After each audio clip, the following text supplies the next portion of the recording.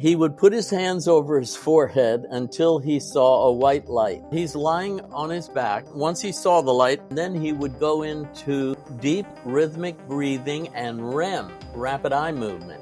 His wife, Gertrude, she would watch for the REM. She would say, "You have before you Mary Smith." He could perceive her like an X-ray, and then he would give her an analysis, a prognosis. He could even go back in time. If you said, "What does ancient Egypt's artwork have to do with modern life?"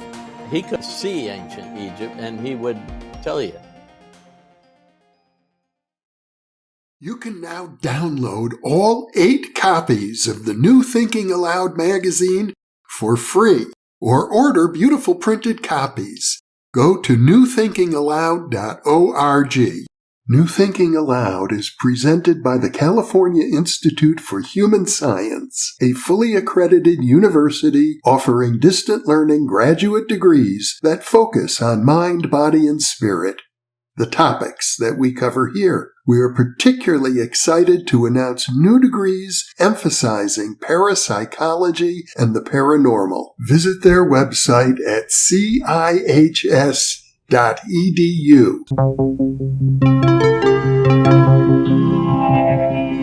Thinking Aloud. Conversations on the leading edge of knowledge and discovery with psychologist Jeffrey Mishlove.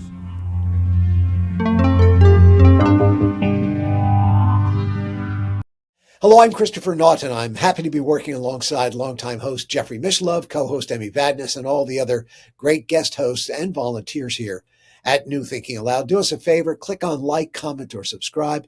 It helps get programs like these out to more people like you. Well, Edgar Cayce is the most documented psychic in American history, hands down. He gave 14,000 readings in his altered state. 9,000 of those were for personal health reasons for people, but 5,000 were dedicated to esoteric topics, from karma to reincarnation, to soul journeys between lifetimes, to Atlantis and Egypt and the Kabbalah. My guest today is John Van Auken. You've seen him often on the History Channel. He is the author of 30-plus books, mostly on Edgar Cayce-related topics. John joins me today from Virginia Beach, Virginia. Well, John Van Auken, it's so great to have you here on New Thinking Aloud. This is the first time, you and I have actually had a chance to sit down and talk, at least in this venue. You and I have talked many times on other occasions, but gosh, you've been studying and speaking about the Cayce readings for, may I say this, over a half century.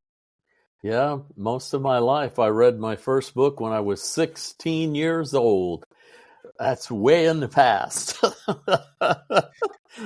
How did you come upon it? Because I kind of found it off a bookshelf in a library. How did you find it? That is pretty much the same for me. I just got my driver's license. My Navy officer father retired in Virginia Beach, and I came across the book, The Sleeping Prophet. And I found out he lived in Virginia Beach, lived and worked here. So I drove up to the a.r.e. on my new driver's license in my dad's car and visited the place. But then I went off to university and the Navy, and life went on. And then at 24 years of age, I joined the staff of a.r.e. Yeah, there's a couple of good stories there, too. So you met Hugh Lynn Cayce, who was still alive, one of the two sons of Edgar Cayce. Yes. He was the eldest son, and at that time, as president of the association, he loved to meet with young people.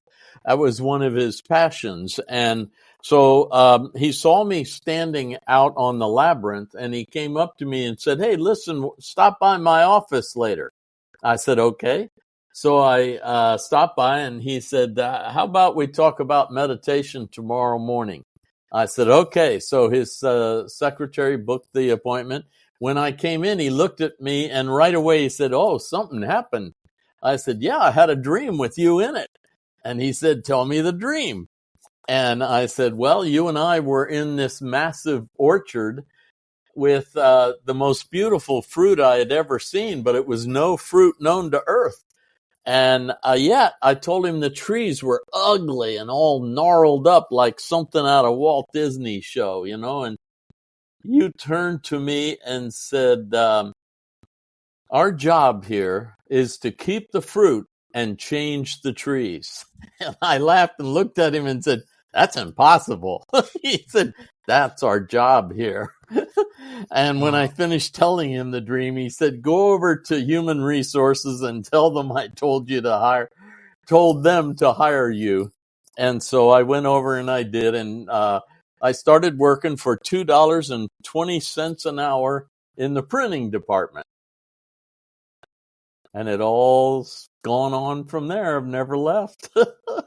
We're gonna get into some really amazing Edgar Cayce stories today, and we're going to talk about Egypt and the Hall of Records. We're going to get to all that. But first question out of the box is, why do you think Edgar Cayce is not more widely known throughout the nation, throughout the world?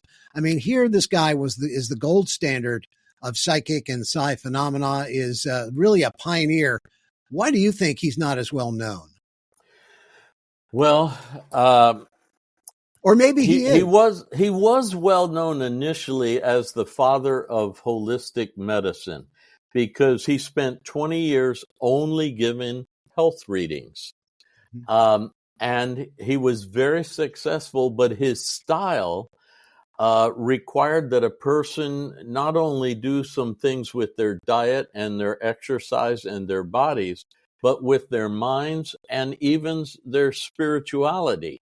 So he wanted the whole of the person to be involved in the healing, in the health modality. But his technique, Christopher, was so weird. Let me show you. He would put his hands over his forehead until he saw a white light. Now he's lying on his back, and he would then, once he saw the light, he would move his hands over his solar plexus, and then he would go into deep rhythmic breathing and REM, rapid eye movement.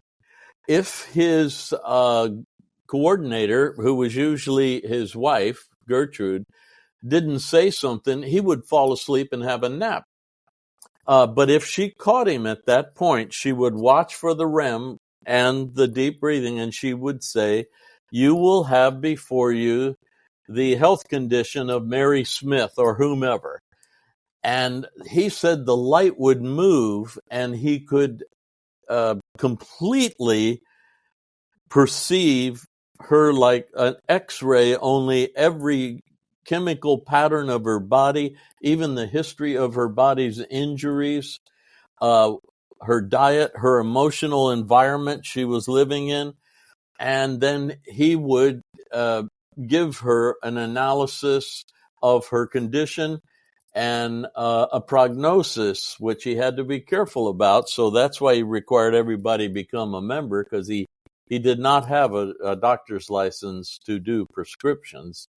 And then she could ask questions. While he was still in trance like this, she could ask questions. And a couple of times, very strange things happened, like he recommended a product, and then they left, and about a week later, they came back and said, we can't find that product anywhere. He was in trance, and he said, okay, at the pharmacy near you on the upper left shelf, you will find that product. And he had never been in that area. So somehow he had a vision of the whole, of the collective nature of reality. And if he was stimulated by a question or a directive, he could move through that wholeness, that reality, and get you anything you were asking about. And as you already know, he could even go back in time. If you said, what happened? What does ancient Egypt's artwork have to do with modern life? He could actually see ancient Egypt, and he would tell you. Then what happened was a man that was ill in Ohio asked Edgar, why do I have this illness? And from the same quiet source, he said, because in a previous life, as a monk, You abused the body, and this is the karma of that abuse. And that brought in reincarnation. And Wow, so which was hard in a Christian society, largely Judeo-Christian society. Absolutely, even for him, because he was a very devout Christian. This really shocked him, and for a while, he hesitated to do this because he wasn't sure he had the purest, whitest light of Christ, and that's all he wanted. So it took him a while, and in fact, an injury to his son Hugh Lin, the oldest boy, to his eyes, he got burned. And the boy said, "Dad, no one can cure my eyes, and I don't want to be blind. Can you give me one of your transcendental psychic readings?" And he said, "Okay," even though he had grown a little suspicious of them because of reincarnation. He did, and the boy regained all of his eyesight. And this was after the medical community said, "No, you're burned too badly." But the cells could rejuvenate, and Cayce in trance explained that to his son. Use this, do this, and the cells will regenerate. And I worked with Yulin for years, and he had perfect sight. Perfect sight, perfect hearing, perfect acuity when it came to expressing himself. That's for sure. That's true. It's interesting because in some ways, Gertrude, his wife, and I can only imagine what it must have been like in the turn of the 19th into the 20th century. Yeah. Devout Christians, and all of a sudden this gift shows itself, but it is so outside the norm. Yeah. And from what I understand, I mean, Gertrude, his wife, and I imagine, look, everybody wants to fit in a little bit. No one likes to stick out like a sore thumb, especially when the society is not ready for it. And even his wife tried to pull him back and say, "Can't we have a normal life? Be a photographer, do something different." And yet she also had a moment in her life where if she hadn't gotten a reading, she would have died as well. You're right. They had moved to Selma, Alabama, and opened a rather successful photographic studio. And so, of course, Gertrude was living the normal American life. Then she got tuberculosis. And, oh, my God, in those days, there was no cure. So, like the son, she said, "Husband, please give me one of your crazy readings and see if there's anything you can do to stop the progression of tuberculosis and my eventual death." And so he went into the thing like I showed you, and in there he scanned her body, and then he gave her the strangest prescription we've ever heard of. He wanted her to get a charred oak keg. A keg like a keg for beer, wooden keg, but charred, and it had to be oak. And then you put apple brandy inside, shake it around to get the fumes of the apple brandy. That's what he wanted, the fumes, but blended with that charcoal. And we know charcoal's used for a cleanser, even tropical fish. We use charcoal to filter their water. So anyway, all she had to do was inhale it out of the little hole in the keg. And he gave her various times to do the inhalation, and in a period of time, something like a few months, her tuberculosis had stopped and was declining. And more she did it, her lungs opened more and more. So he was inhaling the fumes of charred oak keg with apple brandy, and those fumes are strong. And somehow the cilia and the bronchial tubes and all the things that are influenced by tuberculosis transformed back into normal. And she was an older woman when I met her. She was old. I mean, she had lived without tuberculosis. She caught it when she was younger, but it went away. And in those days, that was considered miraculous. Oh, you went to the sanitarium and then to the cemetery. Right? That's right. But talking about why Cayce has not stuck in a broader mindset, although I think that's going to change, is that story of Hugo Munsterberg, which of course he had taken over for William James as the head of psychiatry department at Harvard. He was only the second director. And Munsterberg was world renowned for busting spiritualists and exposing them as frauds. Yeah. So he had heard about this Edgar Cayce guy, and he thought, I'm going to travel down to, I think it was Hopkinsville at the time, and I'm going to, I'm going to expose him as a fraud.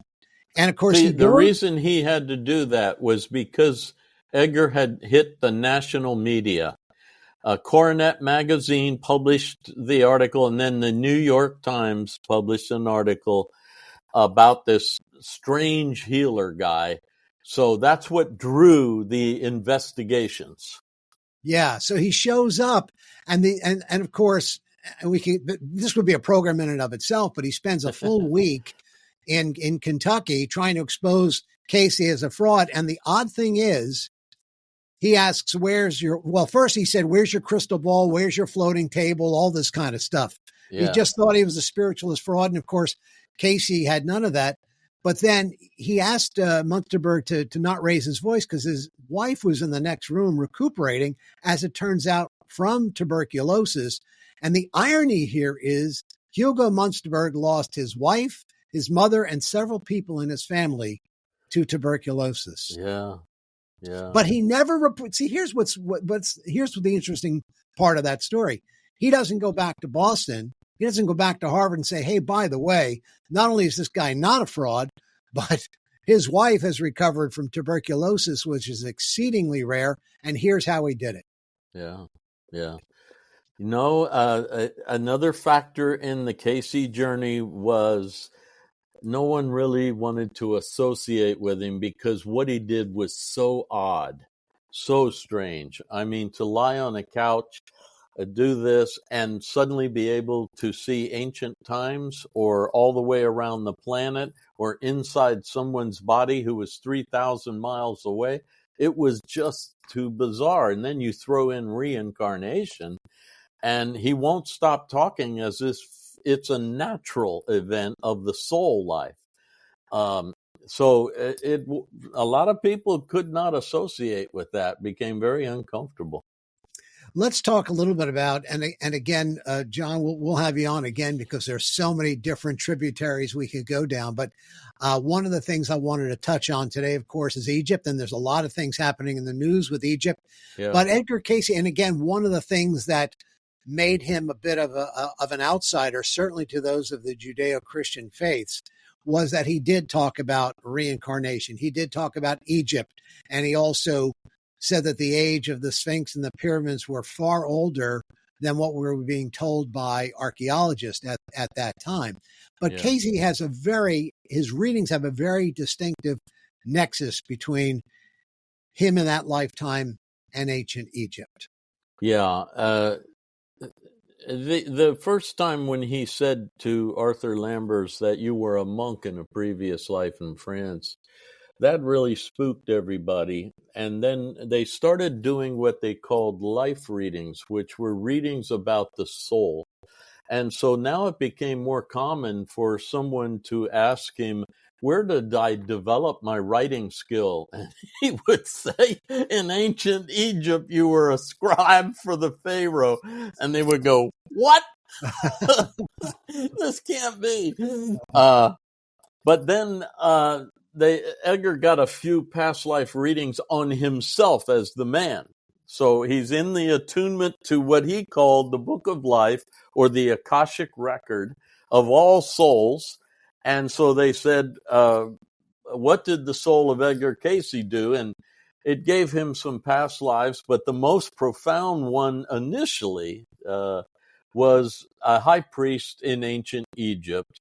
And that connection in which he began for the first time to truly have a training and a teaching of expanded consciousness and purpose. You had to have a mission, but you learned how to connect with the infinite mind and use it. He never liked knowledge not used. He said that was abuse. If you knew it, you should apply it. Well, in ancient Egypt, he started doing that as the high priest Rata. He developed a temple school, and a lot of people were getting training on the dimensions of their mind. Today, we know a lot about conscious mind, subconscious, and superconscious for many of us. Well, back then, that's thousands of years ago, he was already doing that sort of stuff. Then he got a few other past life readings that connected him with the mission of Jesus. And so this life, he really was a mystical Christian. He was definitely a Christian, but he had all the mysticism, and he would even give readings on the value of Hinduism, Buddhism, Taoism, and you'd be going, Edgar, how can they be valuable? Christianity is the only way. And he's, oh no, humanity has a lot to share. But he never really left his fundamental focus on Christianity. He just had a much more mystical view of it. Yeah, and of course, this is so much that Cayce brought forward, certainly in this nation and really around the world, are almost commonplace today, whether it's meditation and mindfulness, whether it is reincarnation, whether it is the possibility of previous civilizations. Just watch Ancient Aliens for a day or two. And there are 1,000 Cayce-related stories there, or the Genesis came through an Edgar Cayce. He was not a spiritualist. He was not one who and nothing against spiritualists, right? No. Yeah, right.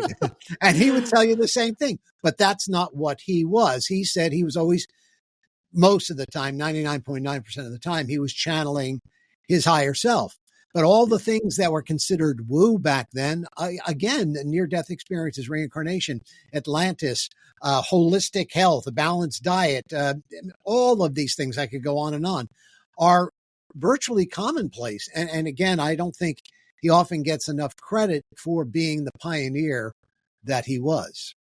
Well, when the American Medical Journal identified him as the father of holistic medicine, that was a lot of identity. When it came to the health readings, everybody respected him and honored him.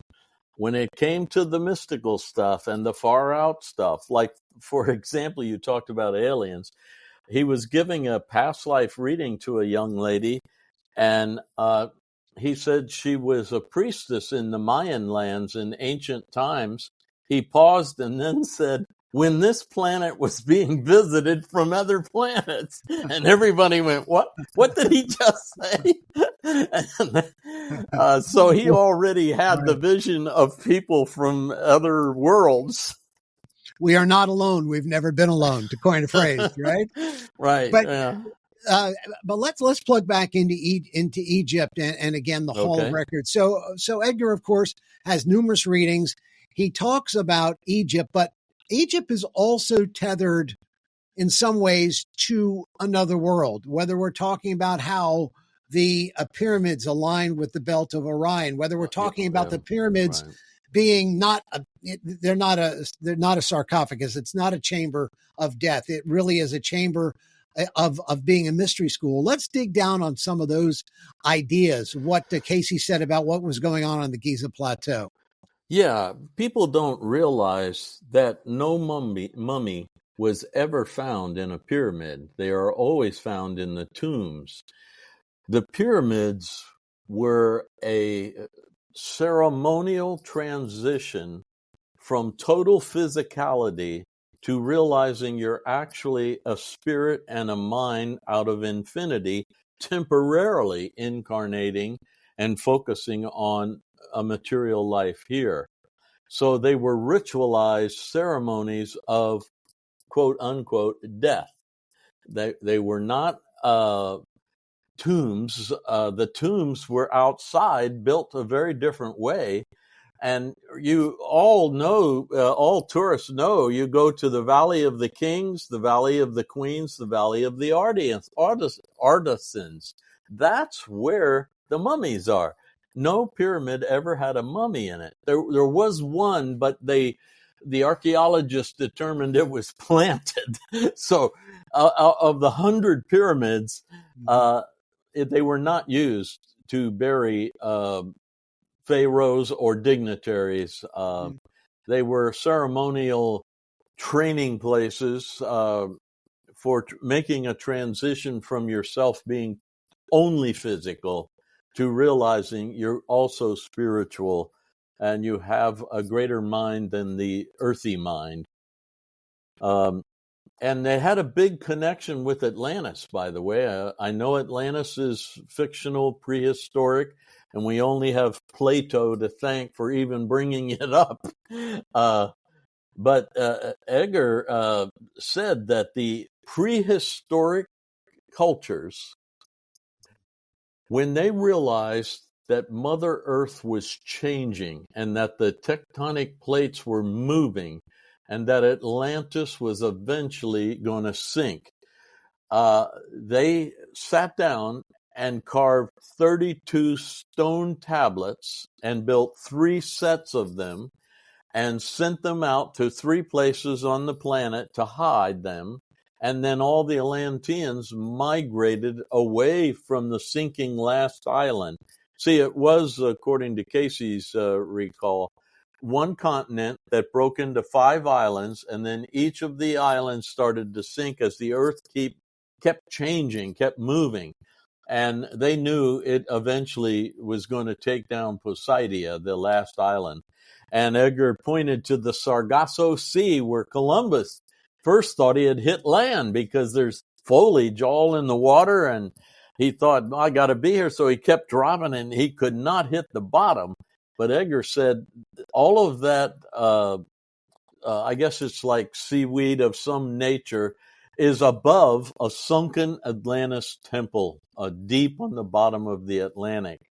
And once Columbus decided, no, I can't find the bottom here, let's keep sailing, he left and moved on.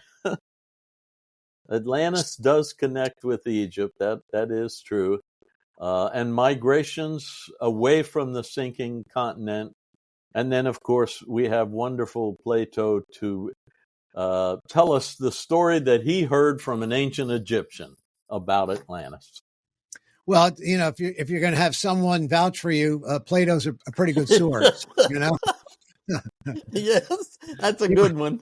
He wasn't a street sweeper after all. So, hey, John, one of the other fascinating aspects of Egypt, and again, we'll get to the Hall of Records here in just a minute, but, again, Cayce digs down into the Jesus story. He talks about the Essenes being a community of men and women that help bring the Christ, help bring Jesus through generation after generation. And he talks about the Essenes being a community of men and women and families. And of course, up to that point in time, the only historical reference we have is Josephus and, ancient Hebrews. And the whole notion about Essenes were, well, it was a sect of male monks. And of course, Cayce said, no, he passes away in 45. And then shortly thereafter, the Nag Hammadi library is revealed, and then the Dead Sea Scrolls. And all of a sudden, the Essenes were a cadre of men and women who helped bring Jesus forward. So maybe we should pay attention to Cayce's story about Jesus, his past lives, and then also how the pyramids were used as learning centers. Address that, if you would. Yeah. It was very strange in the 20s and 30s, 1920s and 30s, for Edgar to be talking about the Dead Sea Scrolls, the Essenes, and how 300 years before Jesus, this group of men and women had a collective intention to prepare themselves to bring the Logos into physicality, the Christ into physicality, the birth of the promised Messiah. Now, our Archangel Gabriel called him a Mashiach, which means anointed with oil, and Christos in Greek is the same as the Hebrew Mashiach. Christos means anointed one. They bring the anointed one into earth. And Edgar said this culture, this group, had their temple in Mount Carmel, and also had their another sort of like small town, all set up next to the Dead Sea. And they were doing lots of training and teaching. For 300 years, they kept the hope alive of the promise of Angel Gabriel, the anointed one will come. And those who are his and prepare the way, he will come. So that's what they were trying to do. And a lot of them were also in Alexandria, Egypt at the time. So again, we have the connection with Egypt. Now, where this gets real difficult for Christians is Edgar explained that Jesus was the man, Jesus in one time, but Christ in all times. And he said the Spirit that illuminated Jesus. And he said, my Father shows me what to do. What I hear, what I see, I do from within me. And Edgar said that Spirit, that Logos, that Christ, was in ancient Egypt as well. And it came by different names. For example, Egyptians called this God Thoth. The same person was called by the Greeks Hermes, and by the Hebrews he was called Enoch. And in this way, it fit with the Eastern teaching that there is an essence that inhabits wise people who are willing to purify themselves and channel that wisdom. Now, he does give a special, unique sense to Jesus as the one who crucified all desire in himself to make the purest channel, and then did the blood sacrifice. In ancient Hebrew, the blood sacrifice was required, but if you go to other cultures, they were sacrificing animals for the blood on the altar everywhere around the world. Eventually, it all stopped. And one of the wonderful scenes with Jesus is when he's next to the temple, and there's a scribe who works at the temple sitting near him. And he says to him, I sense you're a wise person, so tell me, what's the greatest commandment? And he said, love God with all your being. And he says, this poor scribe says, that's worth more than burning all these pigeons today that I have to do. That's the true way to God, is to love one another. I can imagine this guy's job, and then the idea of God is love right. One another. It really affected him. And Jesus might have said, it's going to take these yahoos another 3,000 years, but don't worry. That's true. He must have laughed. Jesus must have told a few jokes along the way, Oh yeah. So tell me, and again, let's tie into the pyramid. So from what I understand from the Cayce readings, Jesus himself at one point in time was in Egypt. And again, they used the pyramids as learning centers, as schools of initiations. Drill down into that, John. Yeah, okay. First, I want to clarify. Jesus, the man, was not in Egypt. Okay, thank you. The soul that we call Jesus, that soul was alive. That soul was alive before earth. Right. And it was a manifestation out of the infinite. And the soul of each of us is immortal and reflects the infinite eternal. You can see that in Genesis chapter 1 when we're conceived in the image of Elohim. So, yes, the soul and the connection to the Christ or the Logos was in Egypt, definitely. And Edgar says the Giza Plateau was laid out according to the stars above. And that's what happened when the book came out with the Orion mystery. And then the ideas about the Sphinx being in the sign of Leo, looking to the east, all these things started to reveal. And then some subsequent research by archaeologists and anthropologists showed that all the pyramids touch on a specific star in the heavens. And so those books started to come out, and everybody was getting very excited about this. Giza was laid out according to the stars above. And then when someone said, why? He said, because you're all star beings. And star beings, which is Aku in Egyptian, is what we are ultimately going to return to.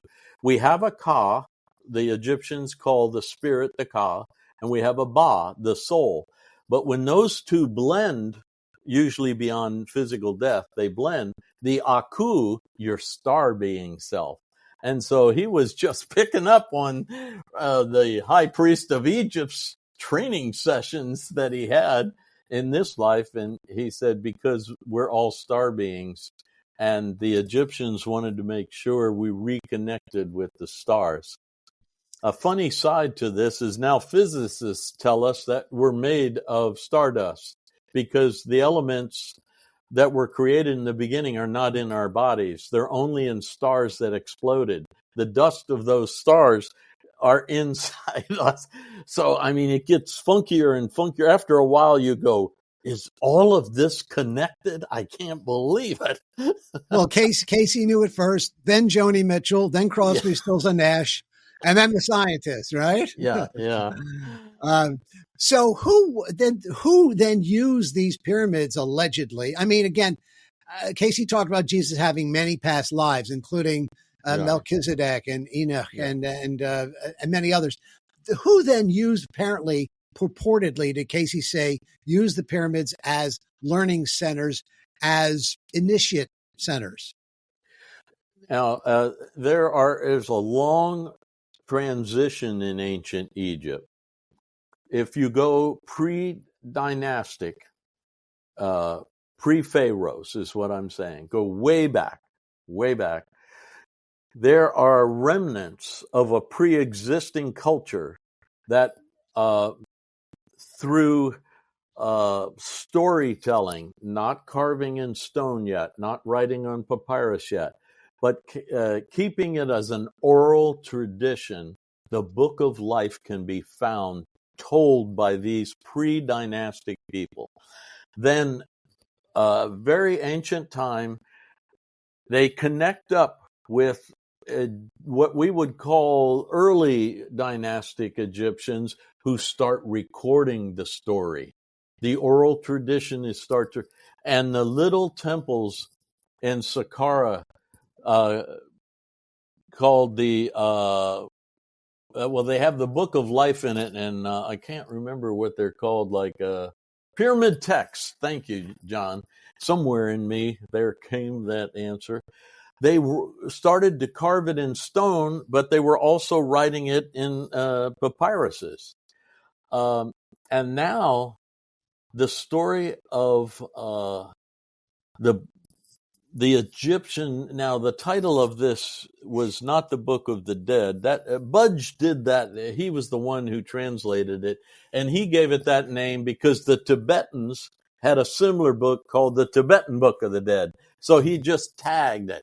But the real hieroglyphs on the book say, coming forth by the light. Coming forth by the light. So once you're illuminated, you get to read this and you can apply it, because this is the story of your soul life, not just your incarnation.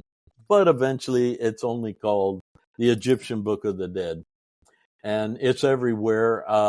And it changed as pharaonic ages changed. They tweaked it here and there. Sometimes even a pharaoh would put his name in there. Like Alexander the Great at the wonderful temple in Luxor had them carve over some things. Alexander was the son of God and stuff like this. So even though you had the Egyptian original text, here comes Alexander or some other pharaoh. So as time went on, the truth faded. So here's where it gets very interesting. The most sophisticated pyramids, according to Cayce, not according to archaeologists, were the initial pyramids, because the builders were highly attuned to universal consciousness, and they knew how to control Mother Nature. They knew how to use the forces of nature to move stone, to float stone, to carve perfectly without a chisel. Stones so perfect they could put them next to each other and you couldn't put a razor blade between the two. Then gradually, as they got more and more into earth and materiality and ego self, they lost the ability. And so the poorer built pyramids are the more modern ones. But I've talked with Egyptologists and also Egyptian archaeologists. They can't go along with that. Everything's evolution. Well, Edgar said no. Prior to the evolution, there was an involution of the children of God, and the Maya agree with this. They tell the same story. Out of the heavens into matter, and they had great power, great wisdom, and they say, look at your mythology, your Greek and Roman, your Chinese mythology. You're all gods in the early period, and then you act like crazy little children, even though you had godly powers. Mythology carries the secret teaching of an involution of the children of the infinite, and then they get lost in materiality and caught up in evolution, physical evolution. But it still doesn't really answer the question. I know that there are chambers within these pyramids, but it still does not answer our question. And I thought Cayce had addressed it, and maybe he didn't, where actually those who were initiates actually entered into the pyramids. I mean, you've been in these pyramids many times. You take people on trips to Egypt, and you've had a very, very good relationship with Zahi Hawass and the director of antiquities in Egypt. I mean, you've gone into these pyramids, and not only have you taken pictures, you've meditated there, etc. What leads us to believe, or what does Cayce lead us to believe, that people use it as a learning center itself? Or am I missing this? No, you've got it right. Early on in the 1800s, Egyptologists noticed that there were chapters in the Egyptian Book of the Dead that described the Great Pyramid. And they described chambers in the Great Pyramid. And the chapter 15 particularly is of interest. But anyway, it says the light is the name of this place where we initiate. Well, when you look at the original entrance of the Great Pyramid, the glyph sitting up there above the entrance is the light. It is a horizon, and it has the sun rising, and that would be. So then, in the 1800s, these guys already correlated the description of initiations in the Book of the Dead with chambers in the Great Pyramid. Now, they did this in late 1800s, and then in 1910, David Davidson and H. Aldersmith published the first book with all the graphs and diagrams and correlated the Book of the Dead to these chambers. In 1930, Edgar Cayce was asked if David Davidson and Aldersmith's work was correct. And he said, for the most part, it's correct. In some places, they exaggerated, which is so human.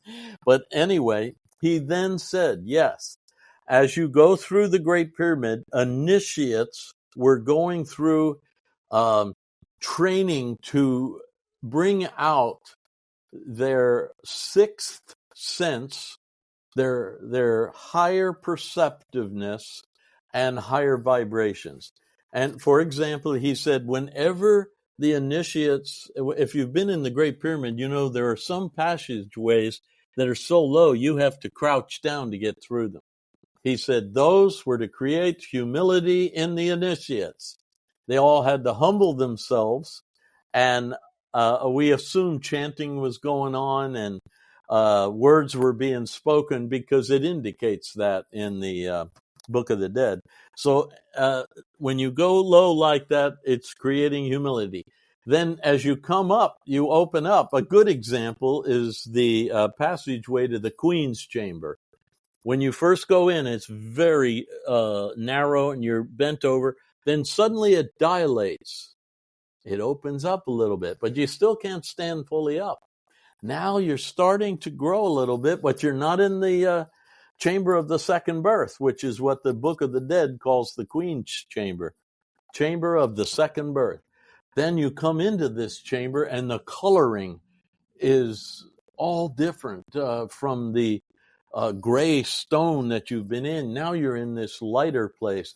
And there's a corbelled chamber, which you find also in Toltec, Aztec, and Mayan realms, in pre-Columbian pyramids.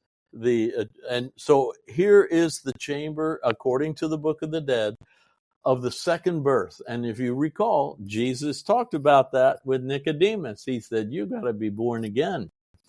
And Nicodemus, being a very earthy man, said, how can I get back in my mother's womb? And Edgar, I can picture Jesus going, oh my gosh, this is going to be harder than I thought.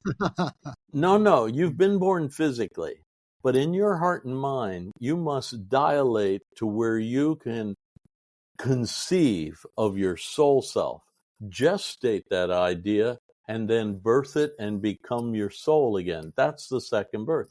Well, the initiates were doing that in the second chamber, the Queen's Chamber in the Great Pyramid.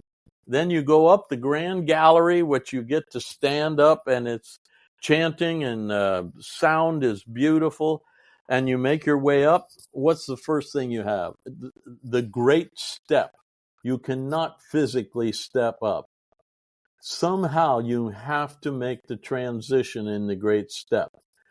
And then you come to the first low passageway, and what do you enter? The chamber of the three veils. And conscious mind, subconscious, superconscious. Now you bend again to get into the great King's Chamber, and it's called the Chamber of the Open Tomb in the Book of the Dead. So now you are in the place that teaches there is no death to the soul. The soul is immortal. Yes, your body is mortal, but not your soul. And the initiates who can fully realize that now here's the way it's described. They would lie down, probably in the sarcophagus that has no lid, and they would make a transition into the Duat, which is the portal to infinity, to the vast cosmos. And then they had to return. And when they returned, they would realize, my gosh, this is a very little part of me. This is a little part of me. I just was in the infinite, and that's the essence of me. This is a temporary confinement to apply myself in physicality. So stuff like that went on. There also the false way. If you've been down in the pit, you know there's a passageway that leads to a dead end. Well, that's the story of life. You know, I think it's this way, and it's a dead end, and you go, oh gosh, that didn't work. All of us have sayings like, been there, done that, not going back there. It's not there. And then, of course, the pit was very indicative of falling into the pits or staring into the pit. And then you have to make your way back up. There's so many facets of it. I wrote a whole book on this called The Great Pyramid Timeline 2038. It has all of it in there, plus the prophecy of the pyramid. That was the thing that the 1800s and early 1900 open-minded archaeologists discovered, that in the Book of the Dead and in the Great Pyramid, there is a hidden prophecy. There's no carved glyphs or story, but the way the chambers arrange, and it was David Davidson who published the book that showed the prophecy.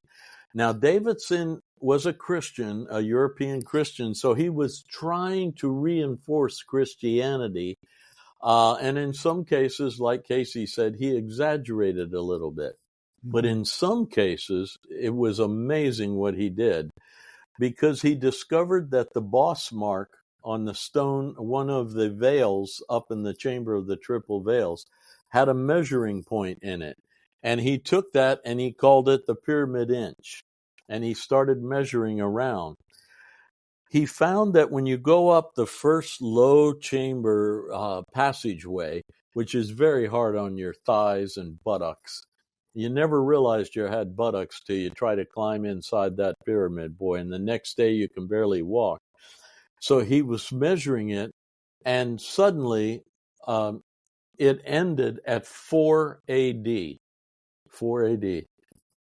Well, he didn't know what to make of it, but he wrote down the death of Jesus. And then your head clears, and you're coming out into the chamber of the second birth, the Queen's chamber. Well, it wasn't until a lot later that people found that the decree that Herod had put out to kill all the babies, so it was written in 4 AD. So Jesus was born in 4 AD, and your head cleared shortly thereafter, somewhere around 30. I think Davidson wrote down 31 AD. I forget exactly, but you'll see it in the book. So he actually discovered that coming out of that low passageway to the second birth was reminiscent of a teaching that Jesus was using much later than ancient Egypt. It's an amazing story that Cayce brings us, but also other humans around the planet were discovering these things. Now, let's extend it a little bit further, because Cayce, of course, sometimes he is known for his prophecies, and he never called himself a prophet or wanted, he was the reluctant prophet in many ways. In fact, what people seem to miss about his so-called prophecies is that, you can change this all. Nothing is set in stone. Take one football player off the field out of 22 and it could change the whole story. People seem to miss that somehow it's set in stone. Now, the concrete may be formulating and maybe, it's settling, but it doesn't mean it cannot be unearthed. And yet, at the same time, he said that, and you'll correct me if I'm wrong, the Atlanteans left us records, halls of records in various places in the earth that do bespeak our origin, our present, and our future. Talk a little bit about the Hall of Records and where we may be today, and what Cayce had to say about it. Each set of records is hidden in 3 locations on the earth, and there are 32 stone tablets with glyphs. They're Atlantean glyphs, but Edgar said they will be easy to translate because we've already translated Egyptian hieroglyphs and other glyphs, by the way, all around the planet. So he said it's not going to be as hard to translate as it was translating Egyptian hieroglyphs. And the story on these stones, 32 stones in each hidden chamber, tells the story of the pre-existence of the beings we call humans, and their journey into matter and narrowing their focus from collective. Now, when you're in a study in Egypt, the daughters of Isis are a collection of feminine souls. But as they become individualized into an individual body, they get another name. Isis Marie, Isis Betty, you see, like this. But before that, they are like a school of fish or a flock of birds. They're in oneness. As you individuate, you get more ego-focused because you've come out of a sense of oneness. Edgar often said, if you realize that those humans around you are part of you, and there is a collective unconscious to which they are connected with you, and your thoughts affect their thoughts and there's yours, you'd realize a different way of being with them when you get out here into individuality. In fact, he said a negative thought toward another person was like a poke in the eye. It was like you put your finger in their eye, but you did it in their mind and their soul. Yeah, well, what's the old text from scripture? Take the log out of your own eye, right? That's right. Forget the speck in your brother's eye. So the Hall of Records, apparently those three areas, one we know allegedly is on the Giza Plateau. Another one is somewhere in Yucatan Peninsula, right? And another, or don't we know? No, you're right. You're right. You're right. It's in a sunken.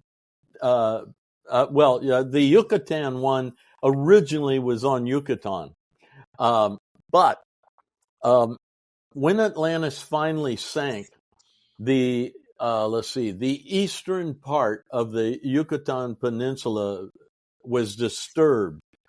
So the priest in charge of that Hall of Records picked them up and took them into the mountains in Nicaragua in Piedras Negras to get them to higher ground.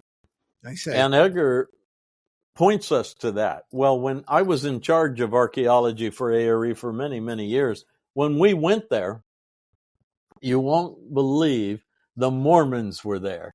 Why? Because they believe in hidden records. Their own founder found hidden records, and so it's part of their culture. So when we got there with our team, their team was already there looking for hidden records in Piedras Negras, Guatemala. Wow. Amazing. And then the other set of records is off the island, the little Bahama island of Bimini, in the depths of the waters there, in a sunken area that he says has been covered by the slime of ages, was his phrase, the slime of ages. And the third set was off the right front paw of the Sphinx in a pyramid chamber beneath the ground. Now, all of us who have been involved in archaeological research know here is the Sphinx temple, and here is the tourist valley temple where all the tourists go. They're right next to each other. This is a very old temple, the Sphinx temple. But if you just go a little beyond, you drop into the ancient harbor of part of the Nile aqueducts and branches of the Nile River. We know this. They have gone down. This is a harbor. This is where water was. Come back a little bit. You've got the Sphinx temple, and then you've got the right paw. And Edgar said, line the right paw up with the Great Pyramid, and it'll point to the area. And we've done all of this, but we're not allowed to dig up the Sphinx temple. So we do things like ground penetrating radar. And we were part of this way, way back with Stanford Research Institute. And then subsequent, which our own Jeffrey Mishlove was certainly involved in back in the last century. Yeah. A lot of people have been involved. There was a team of ours subsequent to Stanford Research's ground penetrating. They didn't use radar. They used sound somehow. I forget exactly how they did it. But the subsequent team came along, and they profiled beneath the Sphinx is an anomaly. Now, that's a way a scientist can say an opening. All he's going to say is it's an anomaly. It's not solid. Let's see. It was 26 feet wide, 40 feet long, and about 20-some feet deep. So if you go around to the front of the Sphinx, between the two arms are the dream stela. And there, carved, is the image of the Sphinx, and down below it is an open door to a chamber beneath the Sphinx. There is an eastern and a western Sphinx carved on the dream stela by Tutmosis the third. I think it was the third. Might have been the fourth. But anyway, he carved it, and he's giving us visual evidence that he knew there's a chamber beneath the Sphinx. Now, Edgar said, yeah, that's the chamber, and there's stuff in it. But you want to go, once you get down into that chamber, you want to go off to the passageway off the right front, Paul, and you'll be at the small record pyramid that holds the Atlantean tablets. And he says there are other things in there as well. There's a couple of mummies in there. There's linens. There's records and stuff. Kind of like Tut's tomb when they opened it. It would look very crowded, and it would have 32 stone tablets. So there's good stuff there. Now, apparently, though, Cayce said we wouldn't really be able to access those records until our consciousness merited it, correct? Yeah, he can get so strange at times.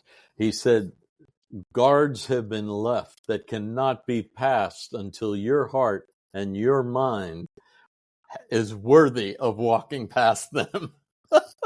Think about all the people who died trying to unearth some of these things back in the 19th century, the strange stories about those excavators and archaeologists. But Cayce said something of great value was there. The Hall of Records would tell us about our history, I guess some connection to the Akashic records, but there's nothing that says what century that may take place in. But the litmus test is tied into our spiritual evolution. Yeah, correct. He said that if we humans could realize that storms and earthquakes and volcanoes were affected by human emotions and attitudes, and sunspots were affected by human emotions, we'd realize we really are the children of the divine who have fallen deeply into a narrow view of ourselves. And the Maya say what has happened is the lords of the unconscious, which they call of the underworld, have played a game on us. They have tricked us. And the penalty of playing this game is you lose your head, meaning you lose your memory. You lose consciousness of who you really are. And they keep playing the game over and over to keep you from seeing reality. Fascinating teachings in the Maya as well. I wrote a whole book on them too. So what's next? What's been happening on the Giza Plateau today?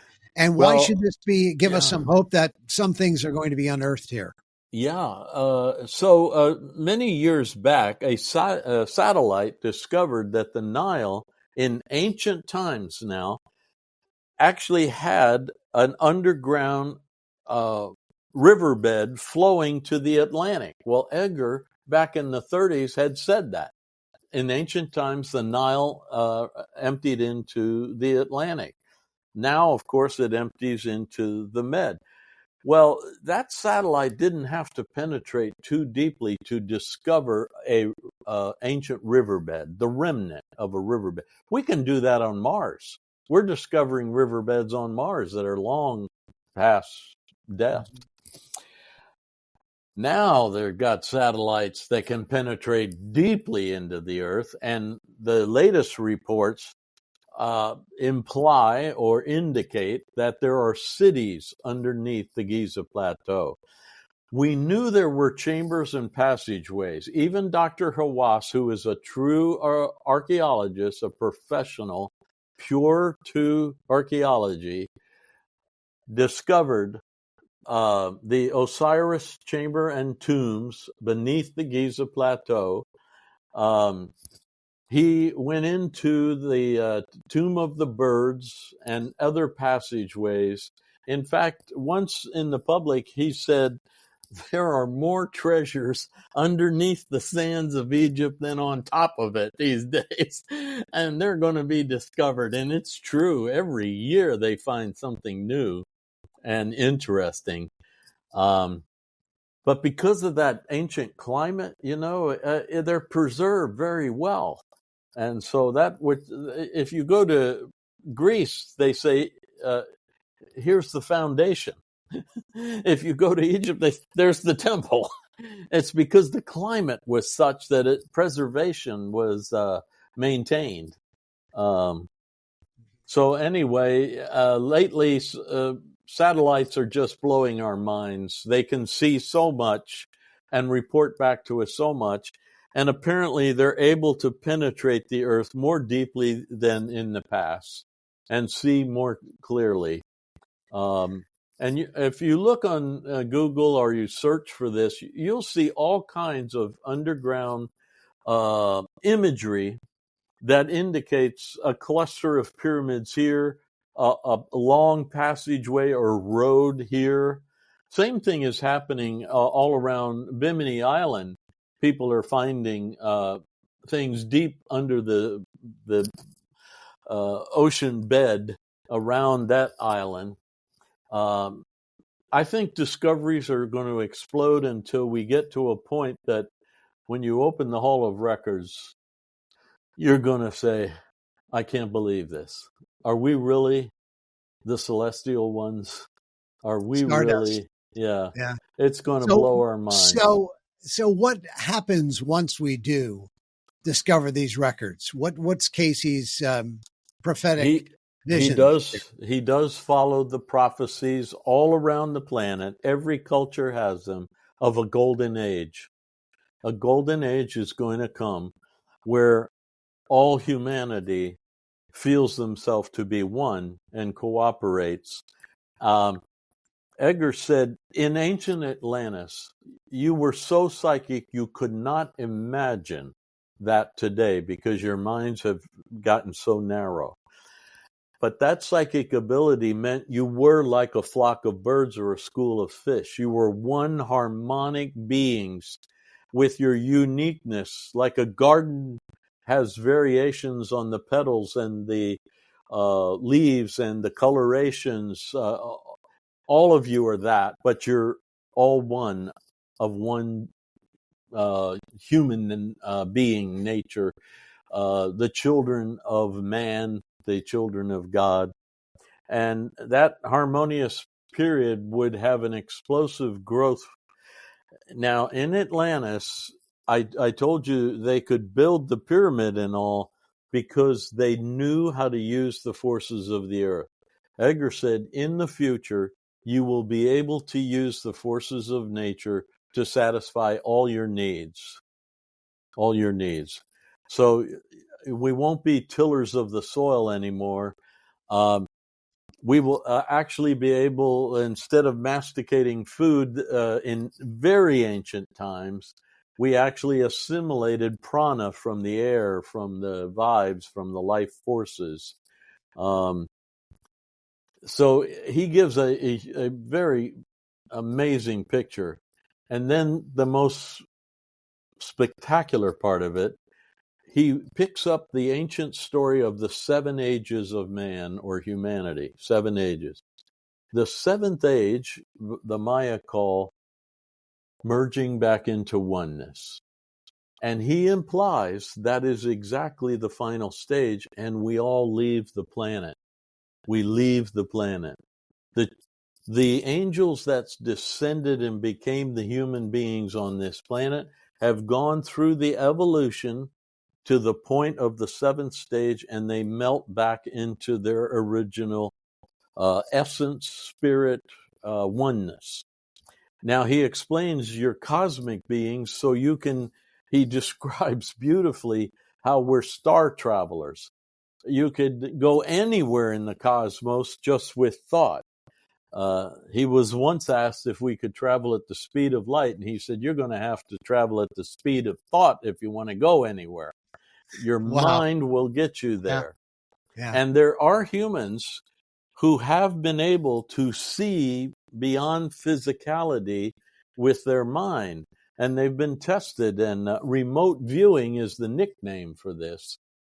And so apparently, the more we expand our consciousness, the more we become spirit, soul, and minds. but we're also harmonious, cooperative. Well, Edgar Cayce told amazing stories, but John Van Auken, you tell them as well. And I'm so glad we're going to be, working together, and we'll have an opportunity to do so many more of these conversations, both for a.r.e. and again for New Thinking Aloud. So I'm very fortunate. Next year, I'll be going on a tour with you. You actually do take people on tours through Egypt, and I know you're not doing it forever. I'm glad you're going to be doing a couple more at least. Tell us a little bit about that and how people can actually plug into that. Well, our association does tours all over the world to sacred sites or special sites that usually come out of Edgar Cayce pointing a finger towards those sites or those ancient times and cultures. So you can reach us at edgarcayce.org/tours, and you can watch the tours we do. Of course, our most popular tour is Egypt, because all the monuments are still standing. Mm-hmm. And so we take a tour like no other through Egypt.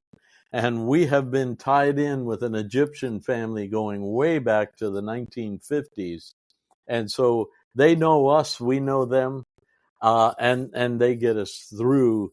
If I walk into a hotel, the people say, "Oh, Mr. John, you're back."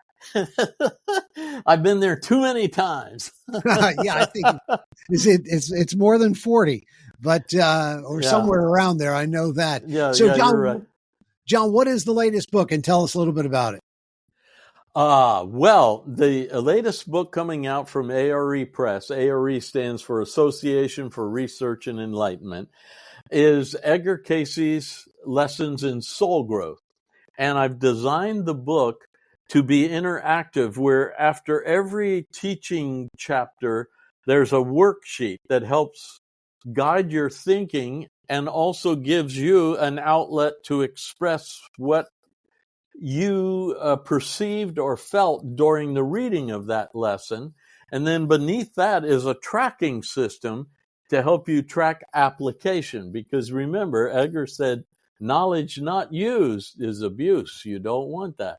You must apply what you know, and then you grow in understanding and wisdom. So I have a tracking thing that helps you track your application of the teaching.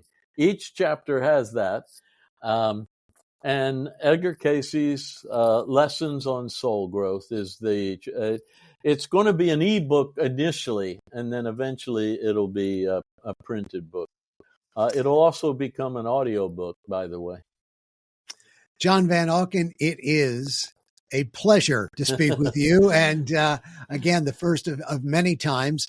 And again, for more information, you can go to edgarcayce.org. So for all of us here at New Thinking Aloud, for longtime host Jeffrey Mishlove, co-host Emmy Badness, all the great guest hosts here and volunteers, I'm Christopher Naughton. Thank you for joining us. For you, after all, are the reason that we're here. Thank you, Christopher.